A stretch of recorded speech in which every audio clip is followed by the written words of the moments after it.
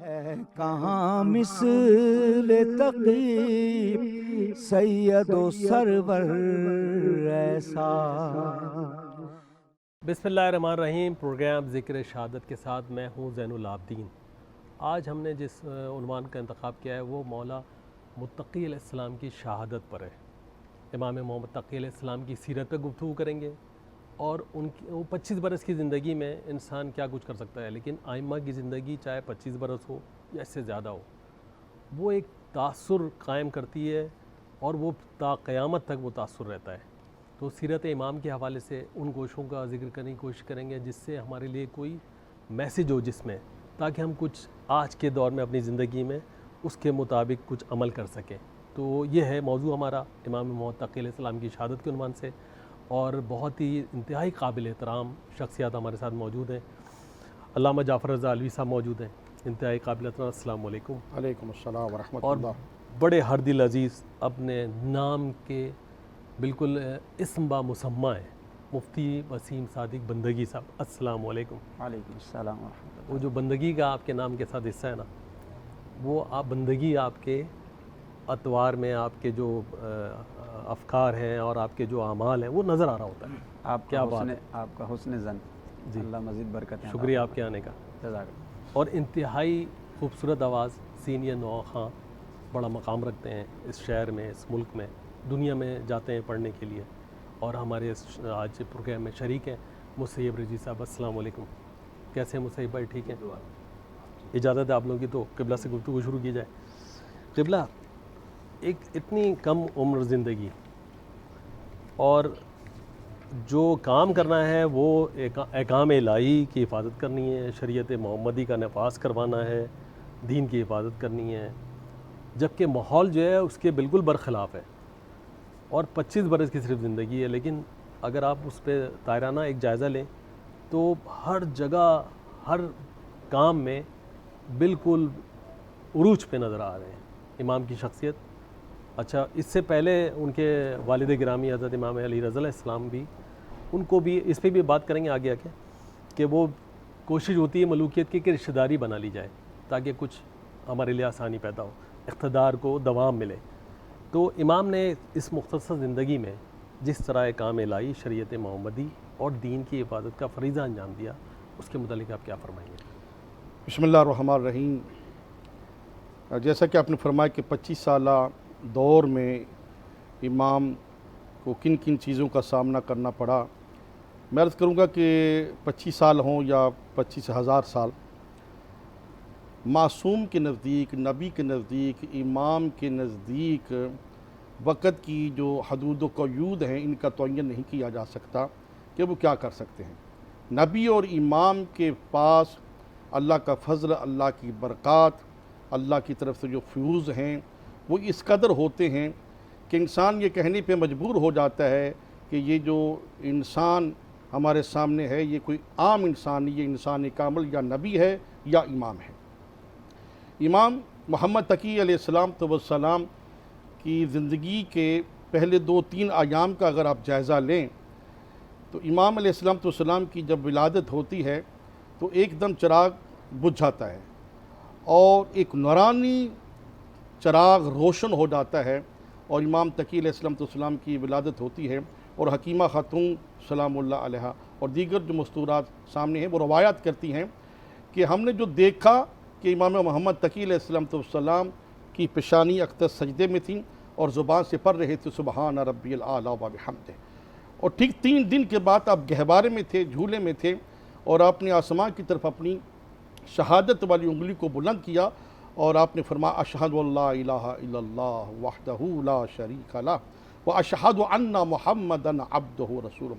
خدا کی توحید کی گواہی دی اور نبی اکرم صلی اللہ علیہ وآلہ وسلم کی رسالت کی گواہی دی۔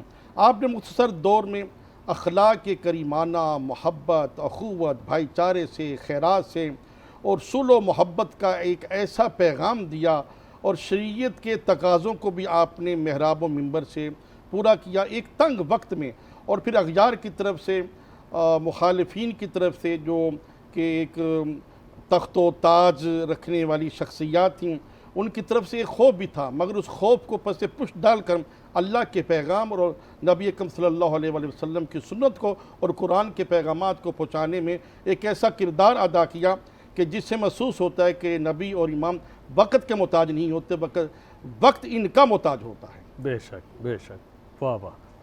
वसीम सादिक बंदगी साहब, इस ज़मीन में आप क्या फरमाएंगे? इमाम की जो ज़ाहरी हयात है वो 25 बरस है, लेकिन कामिल तरीन। औज़ुबिल्लाहि मिनश्शैतानिर्रजीम, बिस्मिल्लाहिर्रहमानिर्रहीम। सबसे पहले तो ज़ैन भाई आपका शुक्रिया अदा करता हूँ, सच टीवी का शुक्रिया अदा करते हैं कि हमें आज की इस इबादत में आपने शामिल फरमाया।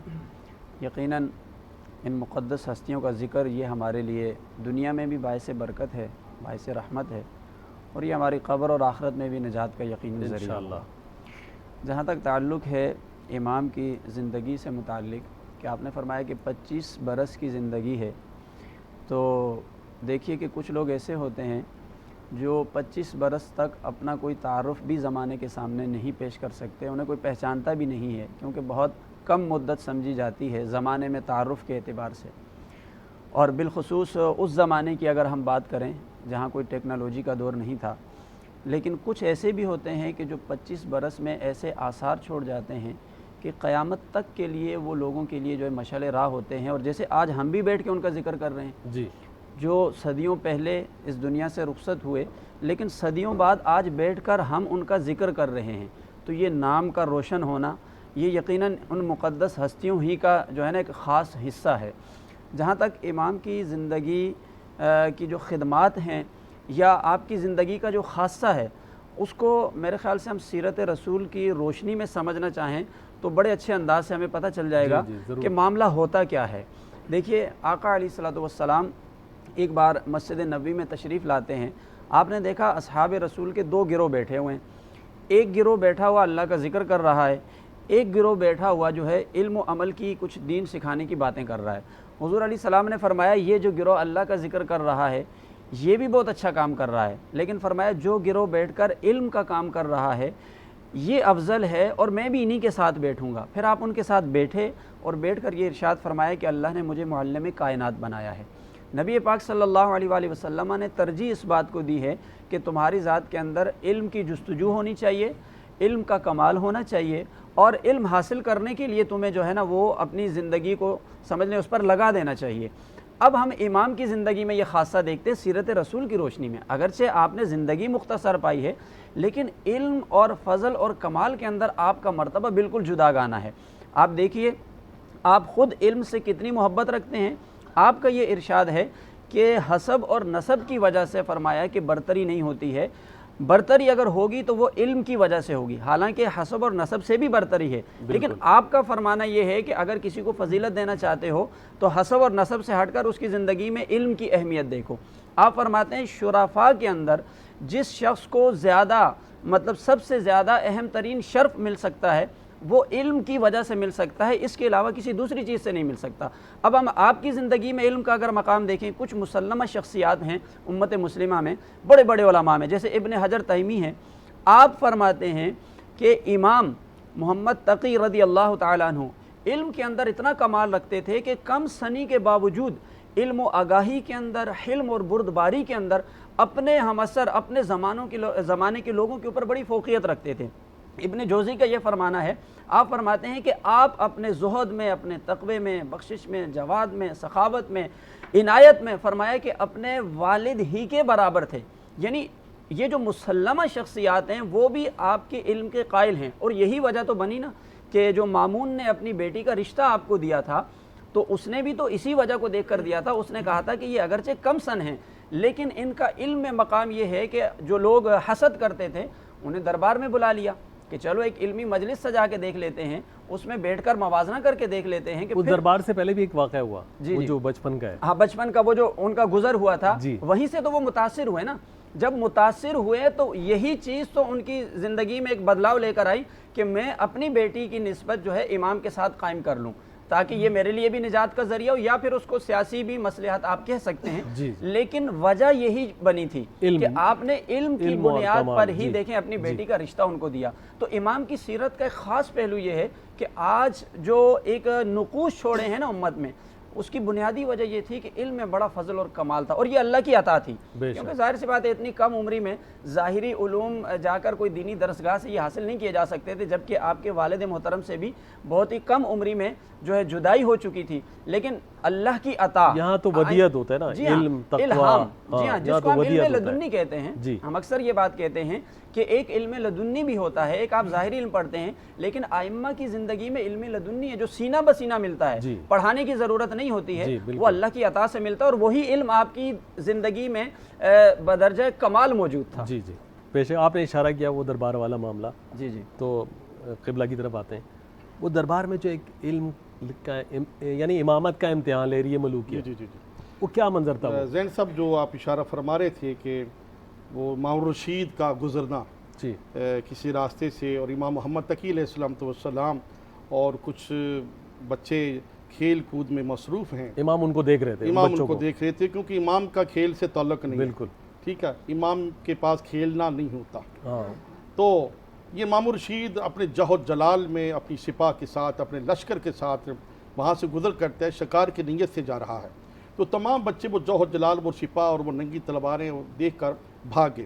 امام محمد تقی علیہ السلام وہاں پہ کھڑے رہے، اور امام کا بچپنا ہے، جی، اور امام رشید حیران ہو گیا کہ یہ بچہ نہیں گیا، تو اس نے اپنے گھوڑے کو روکا اور سوال کیا کہ تمام بچے دوڑ گئے، آپ کیوں نہیں دوڑے؟ تو امام محمد تقی علیہ السلام نے فرمایا میں اس لیے نہیں دوڑا، ایک تو یہ جگہ تنگ نہیں ہے آپ کے گزرنے کی، آپ گزر سکتے ہیں، دوسری وجہ یہ ہے کہ میرے اندر آپ کے متعلق کوئی خوف نہیں ہے، مجھے خوف ہے تو خدا کا ہے۔ کیا بات، تو وہ حیران ہوا کہ اس نے ایسا جواب دیا اور مجھے لاجواب کر دیا، تو اس نے کہا کہ آپ کا نام کیا ہے؟ فرمایا مجھے محمد تقی کہتے ہیں۔ والد کا نام؟ فرمایا میرے والد کا نام امام علی رضا علیہ السلام ہے۔ تو پھر وہ گزر گیا، اب جو گزر گیا تو وہاں پہ شکار کیا، تو اس نے اپنا وہاں پہ باغ چھوڑا اور وہ مچھلی لے کے آ گیا، اور اس نے مچھلی کو زنبیل میں چھپا لیا، زنبیل میں چھپا لیا، تو واپس آیا تو اس نے امام محمد تقی علیہ السلام کو دیکھا کہ امام محمد تقی علیہ السلام کھڑے ہیں، اور سوال کیا کہ آپ علوم سے بھی واقف ہیں؟ تو امام محمد تقی علیہ السلام نے فرمایا کہ ہم زمینوں کے علوم سے بھی واقف ہیں، آسمانوں کے علوم سے بھی واقف ہیں۔ کہتا اچھا یہ بتائیے گا کہ میں کہاں گیا تھا؟ امام محمد تقی علیہ السلام نے فرمایا کہ آپ شکار پر گئے تھے، آپ نے اپنا باز چھوڑا اور وہ باز بادلوں میں چلا گیا، کیونکہ مونسون کی جب ہوائیں چلتی ہیں تو یہ مچھلیوں کو بادلوں میں لے جاتی ہیں، اور وہ آپ کا باز ایک سنہری گولڈن کلر کی مچھلی لے کے آیا، اور آپ نے وہ زنبیل میں چھپائی ہوئی ہے کہ آپ ایک امام کے فرزند سے سوال بھی کریں گے اور ان کے علوم کا جائزہ بھی لیں گے اور ان سے یہ پوچھیں گے۔ تو امام علیہ السلام نے فرمایا کہ ہم آپ کو بتاتے ہیں کہ آپ نے زنبیل میں ایک مچھلی چھپائی ہوئی ہے، اس کا کلر گولڈن ہے، اور ہم محمد و آل محمد کے علوم کو آپ پہچاننا چاہتے ہیں، امتحان لے رہے ہیں، امتحان لے رہے ہیں۔ اس پہ بڑا حیران ہوا، اسی پہ وہ متاثر ہوا، تو اس نے رشتہ داروں میں بات کی کہ میں رشتہ دینا چاہتا ہوں، تو رشتہ داروں نے حسد کیا اور کہا کہ نہیں بھی ایسا نہیں ہو، ایک دربار سے جاتے ہیں، اگر وہ صاحب علم ہے، کیونکہ امام کی سب سے بڑی نشانی ہے کہ امام علیم ہوتا ہے، اس کے پاس بہت علم ہوتا ہے، تو انہوں نے قاضی کو بلا لیا، کہا قاضی سوال کرے گا اور یہ معصوم بچہ جو امام محمد تقی علیہ السلام ہیں یہ لاجواب ہو جائیں گے۔ تو اس قاضی نے سوال کیا کہ بتائیے کہ اگر حج یا عمرہ کے احرام میں کوئی شکار کرے تو اس کا کفارہ کیا ہے؟ اب وہ خاموش ہو گیا، تو امام کھڑے ہوئے، امام نے فرمایا آپ نے یہ بیان نہیں کیا کہ وہ عمرہ میں اس نے شکار کیا یا حج میں شکار کیا، امام نے فرمایا کہ آپ نے یہ نہیں اشارہ کیا کہ وہ حالت احرام میں تھا یا حالت احرام میں نہیں تھا، آپ نے یہ نہیں اشارہ کیا، آپ نے یہ نہیں سوال کیا کہ وہ حج یا عمرہ کی نیت کر چکا تھا یا نیت نہیں کی، رات کو شکار کیا یا دن کو شکار کیا، وہ شکار کرنے والا آزاد ہے یا کسی کا غلام ہے، اس کو ضرورت ہے یا نہیں، وہ اس فقہ کے مسئلے سے واقف ہے یا اس فقہ کے مسئلے سے واقف نہیں ہے۔ تو یہاں پہ قاضی جو تھا وہ خاموش ہو گیا، حیران ہو گیا کہ اب میں امام کو کیا بتاؤں، تو کہتے ہیں آپ ہی بتا دیجئے کہ اس کا جواب کیا ہے۔ تو امام نے فرمایا کہ اگر اس نے حالت احرام میں شکار کیا ہے تو سب سے پہلے وہ اللہ کی بارگاہ میں توبہ کرے، اگر اس نے بکری کا شکار کیا ہے تو وہ دمبا دے، اگر اس نے اس سے بڑے جانور کا شکار کیا ہے تو شتر مرغ دے یا اونٹ دے، اور اگر اس نے اگر وہ اس مسئلہ سے واقف نہیں ہے تو وہ توبہ کرے، رب کی بارگاہ میں اپنے آپ کی ندامت کرے، اور خدا کریم ہے، وہ بخشنے والا ہے۔ یہاں پر آ کر وہ متاثر ہوا اور مامون رشید نے اپنی بیٹی کے رشتہ دینے کا اعلان کر دیا۔ جی یہ ہے سلسلہ مطلب۔ اچھا یہ رشتوں کا بھی بڑا معاملہ ہے کہ رشتہ داری کی جائے۔ جی اس سے پہلے امام علی رضا علیہ السلام کے ساتھ بھی یہی ہوا نا، جی جی داماد بنایا گیا اور ولی عہد بھی بنایا گیا، جی جی تاکہ اپنے اقتدار کو، اس پہ مزید بات کریں گے۔ اچھا مصیب صاحب کی طرف چلتے ہیں۔ مصیب صاحب اس موضوع کی مناسبت سے کوئی کلام پیش کرنا چاہیں؟ کہاں مثل تقی سید و سرور ایسا ہے، کہاں مثل تقی سید و سرور ایسا، جیسا گھر کا ہے دکھلاؤ کوئی گھر ایسا ہے، کہاں مثل تقی سید و سرور ایسا، دیکھتے دیکھتے ڈھل جاتی ہے پردیسیاں، دیکھتے دیکھتے ڈھل جاتی ہے پردیسیاں، یہ بدل دیتے ہیں انسان کا مقدر ایسا، یہ بدل دیتے ہیں انسان کا مقدر ایسا، فضل خالق سے گلستان رضا میں آیا، فضل خالق سے گلستان رضا میں آیا، قلب آہن کو جو پگھلا دے گلے تر ایسا، قلب آہن کو جو پگھلا دے گلے تر ایسا، بہت خوبصورت شعری بھی ہے، یہی خوئے تقی سر نہ جھکے پیش ستم، ہے یہی خوئے تقی سر نہ جھکے پیش ستم، یہ اکیلے نہیں ان کا ہے بھرا گھر ایسا، یہ اکیلے نہیں ان کا ہے بھرا گھر ایسا، اور آخر شعر پیش کر رہا ہوں کہ جا کے بازار امامت سے ذرا لے آؤ، جا کے بازار امامت سے ذرا لے آؤ، اس سے بہتر نہ سہی اس کے برابر ایسا، اس سے بہتر نہ سہی اس کے برابر ایسا ہے، کہاں مثل تقی سید و سرور ایسا۔ جزاک اللہ، جزاک اللہ۔ مفتی صاحب آپ کی طرف آؤں گا لیکن بریک کے لیے کہا جا رہا ہے، بریک کے بعد آئیں گے تو اس پہ مزید بات کریں گے۔ ناظرین مختصر وقفہ ہے، وقفے کے بعد دوبارہ آتے ہیں۔ ہے کہاں مثل تقی سید و سرور ایسا، ہے کہاں مثل تقی سید و سرور ایسا۔ ایک دفعہ پھر پروگرام میں خوش آمدید کہتے ہیں۔ بریک پہ جانے سے قبل مصیب صاحب انتہائی عمدہ کلام پیش کر رہے تھے، انتہائی عمدہ آواز، انتہائی اعلیٰ اشعار، بہت عمدہ۔ اچھا مفتی صاحب، یہ جو ابھی قبلہ نے ذکر کیا نا کہ پہلے امام کا امتحان لیا گیا تاکہ پھر رشتہ بنایا جائے، کیونکہ ان کے اپنے خاندان قبیلے کے لوگ مخالفت کر رہے تھے کہ کیوں رشتہ کر رہے ہیں، تو بادشاہ کہتا ہے کہ بھئی علم کی بنا پہ میں رشتہ کروں گا۔ تو یہ جو سیاسی بنا، یہ اس کی بنیاد تو سیاسی ہو گئی نا، پھر عقیدت سے عقیدت نہیں ہے، سیاسی ہے، یعنی سیاسی فائدہ اٹھانا ہے اس رشتہ داری کا۔ اچھا پھر پہلے تو اس پہ بات کر لیں کہ مطلب کیا ضرورت پڑی ہے، مطلب ایک آدمی کو پتہ ہے میرا اقتدار ہے، میری بادشاہت ہے، کوئی چیلنج بھی نہیں ہو رہا ہے، تو پھر اس کے باوجود بھی اس کو رشتہ کرنا پڑ رہا ہے۔ دیکھیے اس کے دو پہلو ہیں، ایک تو یہ کہ خود مامون الرشید نے جو رشتہ یہ دیا اس سے اس کے کیا بینیفٹ، کیا فوائد ملے، دوسرا یہ کہ اس رشتے کا اثر کیا امام کی زندگی پر بھی کچھ پڑا۔ تو پہلی چیز کہ جس طرح روایات میں آتا ہے کہ وہ آپ کے علم اور فضل کمال سے متاثر ہوا، تو ظاہری طور پر تو یہی لگ رہا ہے کہ اس نے آپ کے علم سے متاثر ہو کر یہ چاہا کہ میں خاندان رسالت میں اپنا ایک رشتہ جوڑ لوں۔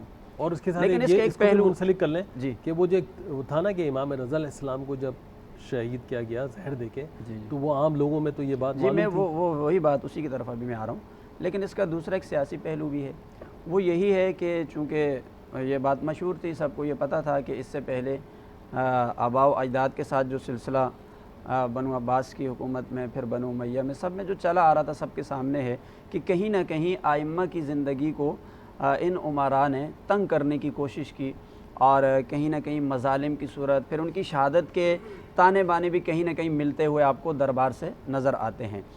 تو اس میں ایک سیاسی مصلحت یہ بھی تھی کہ لوگوں کی محبت حاصل کی جائے، تاکہ جو ایک غلط تاثر قائم ہے ہمارے بارے میں اس تاثر کو زائل کیا جائے۔ اگرچہ وہ تاثر درست ہے، وہ حق میں نے بجانے کہا نا میں، کہ کہیں نہ کہیں وہ تانے بانے تو ملتے ہیں اس کو نا، زائل کرنا ہے۔ جی ہاں، اس کو زائل کرنا یہ ایک سیاسی بھی پوائنٹ تھا کہ جس کے لیے یہ کام کیا گیا۔ بہرحال اس کا دوسرا پہلو پھر یہ تھا کہ بھائی امام کی زندگی میں اس کا کیا اثر ہوا، یہ میرے نزدیک زیادہ اہم ہے۔ جی چونکہ دیکھیں اب آپ داماد بن گئے ایک حاکم وقت کے، تو دیکھنا یہ ہے کہ کیا آپ کی زندگی میں کوئی بدلاؤ آیا اس سے، کیا آپ کے رہن سہن میں، کیا آپ کے حسن اخلاق میں، آپ کے کردار میں کوئی اس وجہ سے کوئی تبدیلی آئی کہ اب آپ دربار سے منسلک ہو گئے۔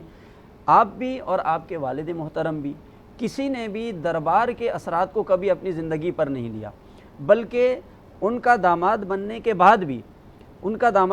بعد بھی آپ کی زندگی ویسی کی ویسی رہی، کیونکہ جب آپ مدینہ منورہ تشریف لے گئے ام الفضل کو اپنے نکاح میں لینے کے بعد کچھ عرصے کے بعد، تو مدینہ منورہ کی وہ زندگی اگر اٹھا کر دیکھی جائے تو آپ نے جا کر اسی انداز میں، جس انداز میں ایک امام اپنی زندگی سادگی سے گزارتا ہے، جس انداز سے وہ عام لوگوں سے ملتا ہے، عام لوگوں کے ساتھ اٹھنا بیٹھنا ہے، آنے والے لوگوں کی جو ہے وہ داد رسی کرتا ہے، ان کے سوالات سنتا ہے، ان تک علم پہنچاتا ہے، یعنی کوئی چھوٹے بڑی کی تمیز نہیں ہے کہ امراء سے ملنا ہے یا کہیں جو ہے کسی کے توسل سے کسی کا کام کرنا ہے، چونکہ ائمہ کی زندگی میں یہ چیز نہیں ہوتی ہے، وہ ساری مخلوق کو ایک نظر سے دیکھتے ہیں، ان سے محبت کرتے ہیں۔ تو یعنی آپ کی زندگی میں اس رشتے سے کوئی اثر نہیں پڑا، بلکہ الٹا اس کا اثر جو ہے ان کی بیٹی پر تو گیا کہ چونکہ اس کا رہن سہن، وہ تو شہزادی کہلاتی تھی نا، اب شہزادی تو اپنی زندگی شہزادیوں والی گزارنا چاہتی ہے، پروٹوکول چاہیے، پروٹوکول چاہیے، سب کچھ وی آئی پی موومنٹ چاہیے، لیکن آپ نے ایسا نہیں ہونے دیا۔ بلکہ بعض روایات میں تو یہ بھی آتا ہے کہ ام الفضل نے شکایت بھی لکھ بھیجی تھی مامون الرشید کو، تو اس کا جواب اس نے یہی دیا کہ بھائی میں اس راستے میں رکاوٹ نہیں بن سکتا جو اللہ اور اس کے رسول کا حکم ہے، جیسے کہ دوسری شادی کے حوالے سے لکھا، لیکن آپ کی زندگی میں کوئی بدلاؤ نہیں آیا۔ بس یہ والا کردار بڑا اہم ہے کہ انسان ایک اچھا انسان، کامل انسان اس وقت بن سکتا ہے کہ جب دنیا کے اثرات اس پر مرتب نہ ہو، بلکہ وہ اپنا اثر اور اپنا کردار دنیا پر چھوڑے۔ آپ نے اپنے عمل سے ہمیں یہ کر کے بتایا۔ اچھا ایک اور خاص پہلو آپ کی زندگی کا، آپ دیکھیں آپ کی سیرت میں یہ بات ہمیں ملتی ہے کہ آپ کا سب سے زیادہ جو نشست و برخاست تھی نا، جو اٹھنا بیٹھنا تھا، تعلق تھا، وہ زیادہ تر فقراء سے ہوتا تھا، غلاموں سے ہوتا تھا۔ اگر ہم اس پہلو کو سیرت رسول میں دیکھنا چاہتے ہیں تو دیکھیں مشرکین مکہ نے حضور علیہ الصلوۃ والسلام کے پاس آ کر یہی اعتراض کیا تھا، کہا جی ہم آپ کی بات تو مان لیں، ہم آپ کے دین کو بھی چلیں سمجھنے کے لیے آپ کے پاس بیٹھیں، لیکن ہمیں شکایت یہ ہے کہ ہم ہیں عمراء، آپ کے ساتھ آپ کے ارد گرد بیٹھنے والے زیادہ تر لوگ یا تو وہ غلام ہیں یا وہ فقراء ہیں یا وہ حبشی لوگ ہیں، ایسے لوگ کہ جن کا ہمارے معاشرے میں کوئی اسٹیٹس نہیں ہے، اس لیے ہم آپ کے پاس نہیں بیٹھتے۔ لیکن نبی پاک صلی اللہ علیہ وآلہ وسلم نے ان کی اس بات کو قبول نہیں فرمایا۔ تو ائمہ کو آپ دیکھیں نا کہ انہوں نے کیا کیا کہ آپ بھی زیادہ فقراء کے ساتھ بیٹھتے تھے، یہ نہیں کہ دربار سے منسلک ہو گئے تو اب آپ نے فقراء کو چھوڑ دیا، بلکہ آپ کے اصحاب کا جب تذکرہ آتا ہے، آپ کے تلامذہ کا تذکرہ آتا ہے تو ان میں زیادہ تر غلام، یعنی غلاموں کا تذکرہ آتا ہے۔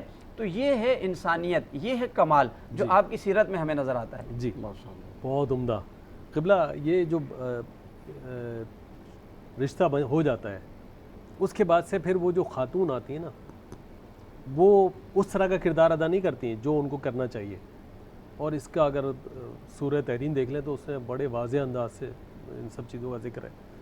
تو یہ امام کے لیے مطلب ایک مزید مشکل ذہنی اذیت دینا، ایک مطلب اپنے گھر کی خاتون کو ان کے نکاح میں دے کے تاکہ ان کے لیے مزید اذیت کا باعث بنے، وہ جو کچھ کرنا چاہ رہے ہیں اس میں رکاوٹ پیدا ہو. پھر اس کو کس طرح امام نے ٹیکل کیا؟ کیونکہ اب ظاہر ہے یہ تو رشتہ ایسا ہے نا کہ یا تو پھر فارغ کر دیں لیکن اس کو برداشت کریں.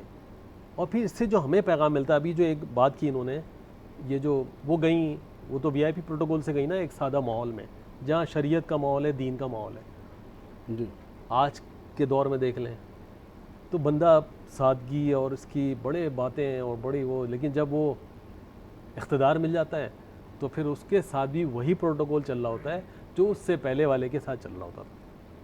تو ان دونوں باتوں کو کیسے ربط کریں گے؟ بسم اللہ الرحمن الرحیم. جیسا کہ مولانا صاحب قبلہ نے فرمایا ہے کہ وہ ایک بادشاہ کی بیٹی تھی جی، اور بادشاہ کے گھر کا جاہ و جلال اور امام کے گھر کی سادگی کا ماحول جو تھا وہ اور. تو یہاں بادشاہ کے گھر کا جو ماحول تھا جاہ و جلال وہ ایک دنیا داری کا جاہ و جلال تھا، اور جہاں امامت کا جاہ و جلال تھا، امام کے تقویٰ کا، امام کی پرہیزگاری کا، امام کی معرفت کا، تو وہ جاہ و جلال جو تھا وہ اس خاتون کو مغلوب کرتا تھا، مرغوب کرتا تھا، وہ اس کی وجہ سے سرنگوں ہوتی تھی. اور امام علیہ السلام نے وہاں جب دربار میں کہا گیا کہ آپ حق مہر کیا ادا کریں گے، تو مامور رشید نے کہا کہ حق مہر وہی ہوگا. خاندان والوں نے سوال کیا آپ حق مہر کیا ادا کریں گے، تو مامور رشید نے کہا کہ حق مہر تو وہی ہوگا جو علی ابن ابی طالب نے سیدہ زہرا فاطمہ تو زہرا سلام اللہ علیہ کے لیے حق مہر دیا. تو اس میں ایک شخص نے حسد سے کہا کہ وہ تو ایک مختصر حق مہر تھا. تو امام محمد تقی علیہ السلام نے مامور رشید کی اس بیٹی کو متاثر کرنے کے لیے، درباریوں کو متاثر کرنے کے لیے علم امامت سے وہ جو مین دروازہ تھا اس کی طرف اشارہ کیا. اور امام نے جو اشارہ کیا تو کوئی نورانی مخلوق وہ دربار میں داخل ہوتے ہیں اور ہر کسی کے ہاتھ میں سونے کا تشت ہے، اور اس میں ہیرے جواہرات، لال و یاقوت، درہم و دینار اور زیورات سے بھرے ہوئے تشت اور زرق برق لباس کے تشت اور دیگر. تو امام محمد تقی علیہ السلام نے امام رشید سے کہا کہ جو میرے جد علی ابن ابی طالب نے حق مہر دیا تھا میں وہ بھی ادا کر رہا ہوں، اور یہ میری طرف سے جو میں اپنی حیثیت اپنی مرضی سے حق مہر دے رہا ہوں وہ بھی آپ کے سامنے ہے.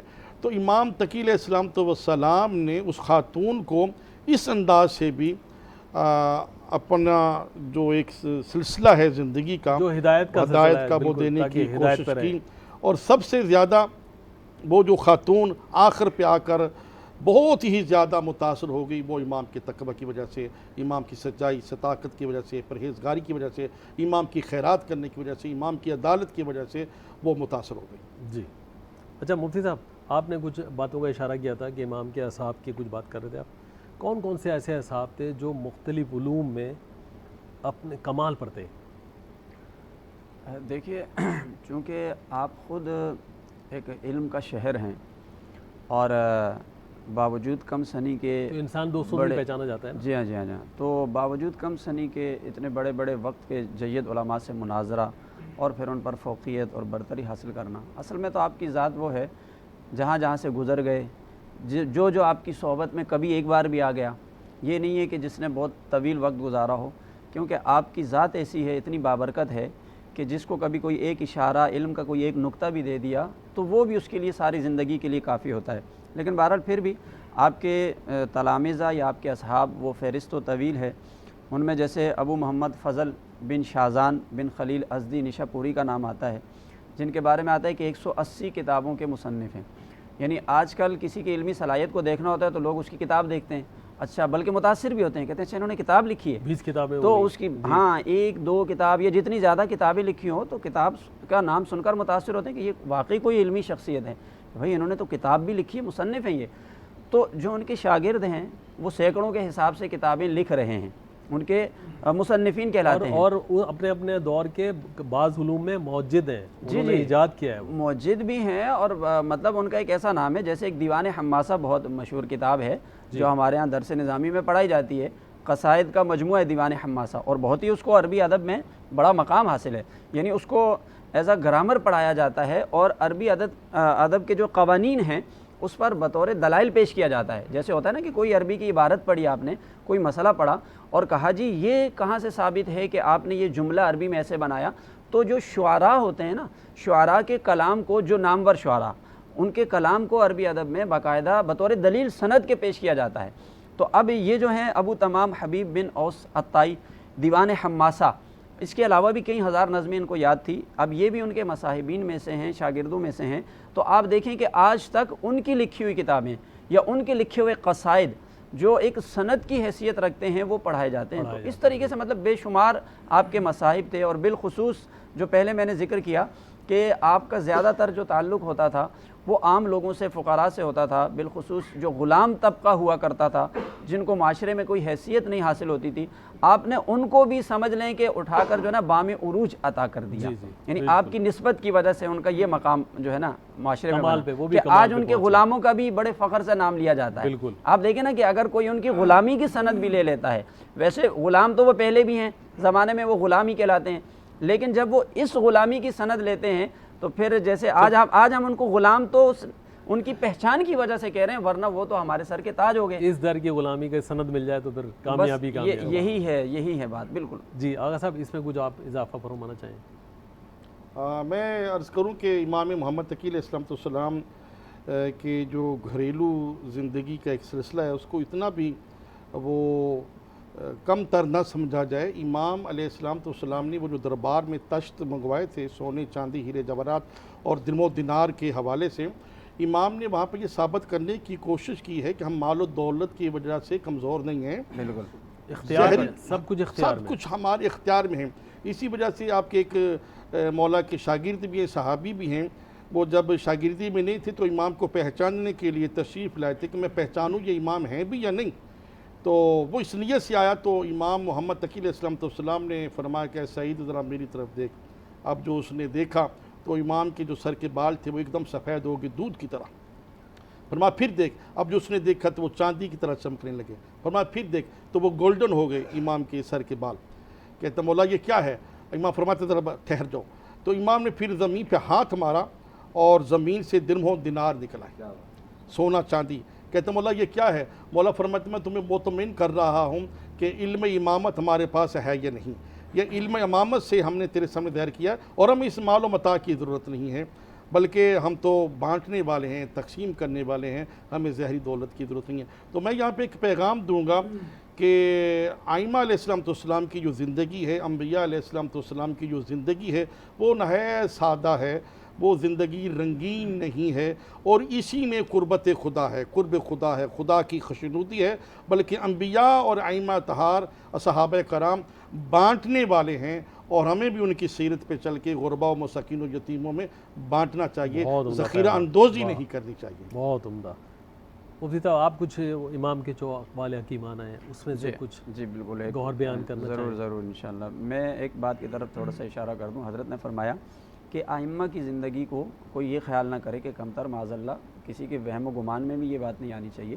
یہاں میں یہ بات عرض کروں کہ ائمہ کو دنیا سے محبت نہیں ہے، اصل میں ان کا فقر جو ہے نا وہ اختیاری ہے، اضطراری نہیں ہے. ہمارا فقر تو اضطراری ہے، ہم تو مجبور ہوتے ہیں، لیکن ائمہ کا فقر جو ہے نا وہ خود اختیار کیا ہوا ہے، ورنہ یہ دنیا انہی کی تابع ہے. یہ تو اللہ کا حکم بھی ہے. اللہ فرماتا ہے کہ جو بندہ میرا ہو جاتا ہے میں نے یہ ساری کائنات اس کے لیے بنائی ہے، یہ کائنات اس کے تابع ہے. تو ائمہ تو اللہ کے حکم کے تابع ہیں، لہٰذا یہ پوری کائنات ان کے تابع ہے. انہوں نے خود فقر کو اختیار کیا ہوا ہے. میں امام کی زندگی کا ایک قول، چونکہ بہت زیادہ باتیں ہوتی ہیں تو یاد نہیں رہتی، کم از کم کوئی ایک بات، کوئی ایک نصیحت اگر ہم لے کر اس پر ہم عمل کریں نا تو یہ ہے اصل میں ہماری زندگی میں تبدیلی، اور پھر اس کی برکتیں بھی ہم اپنی زندگی میں دیکھ سکتے ہیں.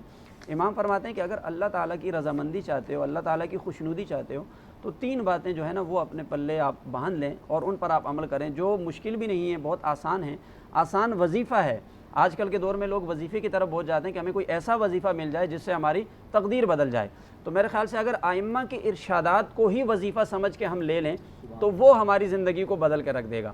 تو آپ فرماتے ہیں کہ اگر اللہ کی رضامندی چاہیے تو 3 کام کرو۔ ایک تو کثرت سے توبہ کیا کرو، توبہ ویسے بھی جو ہے عبادت کا درجہ رکھتی ہے، گناہوں کی معافی کا ذریعہ ہے، اور یہ اللہ کی رضا اور خوشنودی کا ذریعہ ہے، لہٰذا ہر وقت استغفار توبہ یہ ہونا چاہیے، ہمیں اپنا وظیفہ بنا لینا چاہیے۔ حدیث پاک میں آتا ہے حضور علیہ السلام 70 مرتبہ یا 100 مرتبہ سے بھی زیادہ روزانہ استغفار پڑھتے تھے، حالانکہ آپ کو ضرورت نہیں ہے، لیکن یہ درجات میں بلندی کا ذریعہ ہے اور امت کے لیے تعلیم ہے۔ دوسری بات آپ نے ارشاد فرمائی کہ آپ سخاوت کرو، فقراء کو کھانا کھلاؤ، یعنی جہاں تک ممکن ہو وہ لوگ جو محتاج ہیں، جن کو ضرورت ہے، آپ انہیں ضرور کھانا کھلائیں، اس سے آپ اپنے رب کو بہت اپنے قریب پالیں گے اور یہ اللہ کی رضا کا بہت بڑا جو ہے نا وہ ذریعہ بن جائے گا۔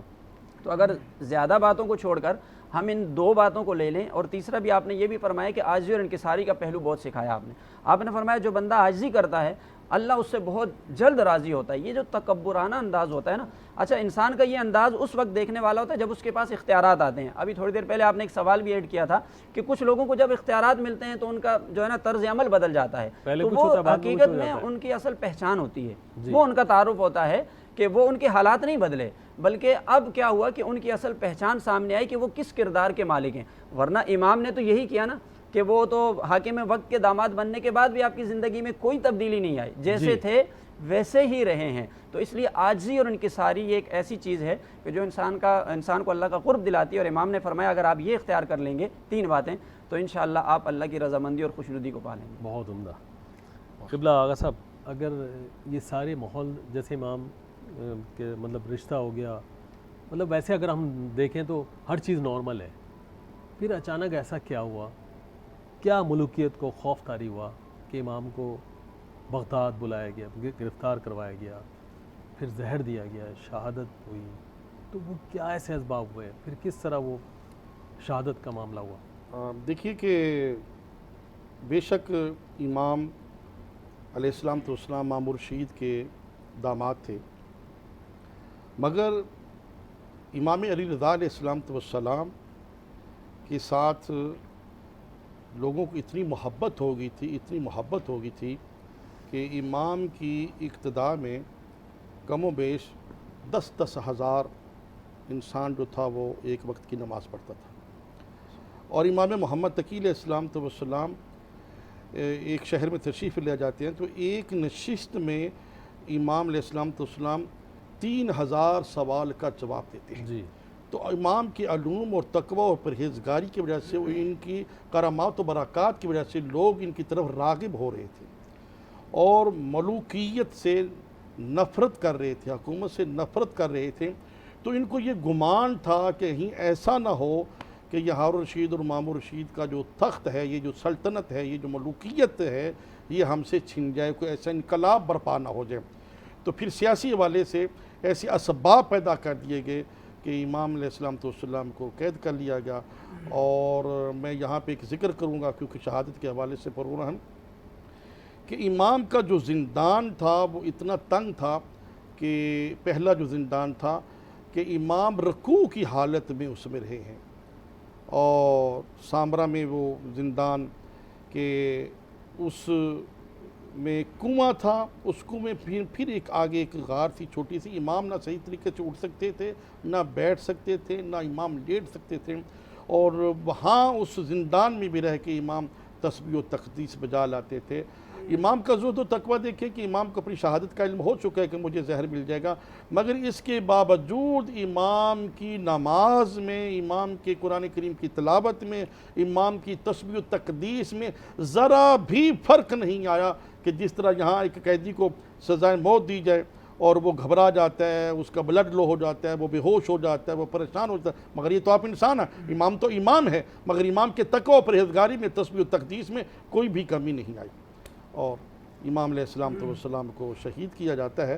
مگر شہادت کے بعد امام مرشید کو معلوم ہوا کہ جس شان و شوکت کے ساتھ امام علیہ السلام کا جنازہ اٹھایا گیا، ایک جمع غفیر تھا، ایک تعداد تھی لوگوں کی امام کے ساتھ عقیدت کرنے والوں کی۔ جی جی، بے شک۔ وقت محدود ہے ورنہ تو کچھ اور بھی سوالات تھے. قبلہ آغا علامہ جعفر رضا صاحب آپ کا شکریہ, مفتی وسیم صادق بندگی صاحب آپ کا شکریہ, مسیب عزیز بھائی آپ کا شکریہ. آپ کے کلام پہ اختتام کریں گے. ہمارا وقت محدود تھا, وقت ختم ہوا. ناظرین آئندہ پروگرام تک کے لیے اجازت چاہیں گے. آج کے لیے اتنا ہی تھا. مسیب بھائی کے کلام سے اختتام کریں گے. جی مسیب بھائی.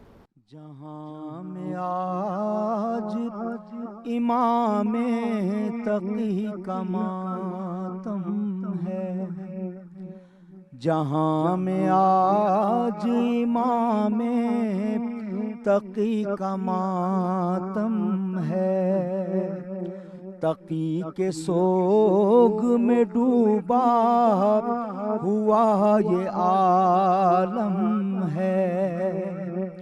میرے امام کو زہر دغا سے مارا گیا, میرے امام کو زہر دغا سے مارا گیا. پھر آج خانہ سادات میں بپا غم ہے. علی نقی کو یتیمی کا پرسہ پیش کرو, علی نقی کو یتیمی کا پرسہ پیش کرو. فلک نشینوں کے لب پر صدائے پیغام ہے. پھر آج ٹوٹی ہوئی پسلیوں کا درد بڑھا, پھر آج ٹوٹی ہوئی پسلیوں کا درد بڑھا. لبوں پہ بین ہے زہرا کی آنکھ بھی نم ہے. جہاں میں آج امام تقی کا ماتم